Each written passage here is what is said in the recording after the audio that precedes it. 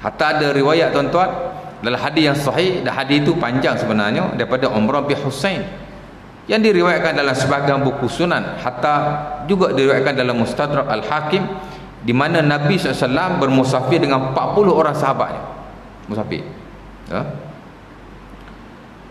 Dan di pertengahan jalan mereka putus air tak ada. Walaupun Nabi ni kita kata tuan-tuan, dia ada mukjizat, dia boleh minta dengan Allah Subhanahu Wa Taala bagi air. Nabi kan, siapa lagi manusia yang lebih dekat kepada Allah Subhanahu Wa Taala melainkan Rasulullah SAW. Kalau kita fikir senanglah nak dapat air, tapi Nabi bukan begitu. Bukan tahu nak minta saja kan, tentang dia minta semua Allah Taala bagi, sehingga dia menafikan akan kemanusiaan yang ada padanya. Tidak sama sekali. Nabi tak ada air, jadi dia dan para sahabat mencari-cari air, tak jumpa. Habis itu apa yang dia jumpa? Seorang anak yatim, ya, dengan seekor untanya, dan pada untanya itu ada 2 bekas air. Jadi orang tanya dia nak pergi mana? Dia kata nak cari air.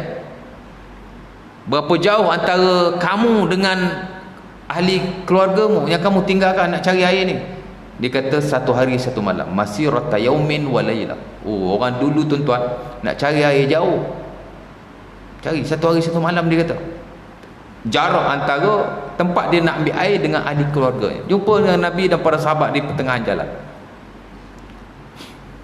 Dia kata kami nak air, kami tak ada air. Dia pun dibawa berjumpa kepada Rasulullah sallallahu alaihi wasallam. Lalu ditanyalah keadaannya, dijawab seumpama dia jawab pada sahabat yang bertanya kepadanya. Maka tahulah Rasulullah SAW bahawa dia adalah anak yang yatim. Anak yatim, tapi tak adalah budak-budak sangat, mana yang dah berusia lah, mana yang dah besar sikit. Tapi dia keluar mencari air untuk ahli keluarga. Apa Nabi buat?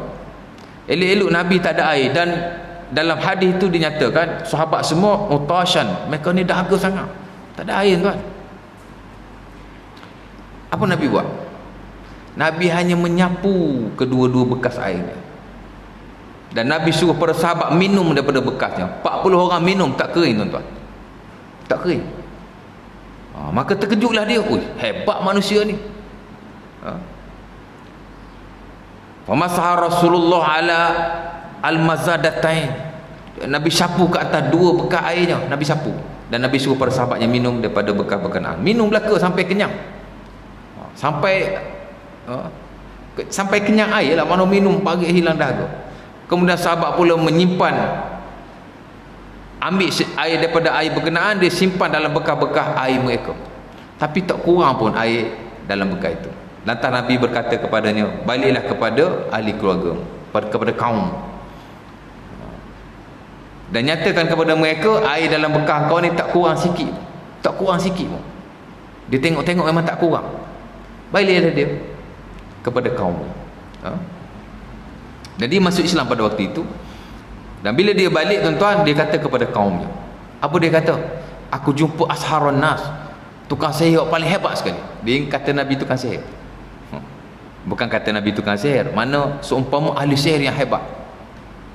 Ra'aitu asharun nas, wajadtu asharun nas, aku jumpa orang yang paling bagus sihirnya.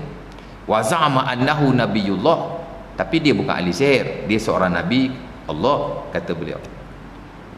Aslimu, masuklah Islam, kata. Dia ajak puak tu masuk Islam. Akhirnya fa aslamu.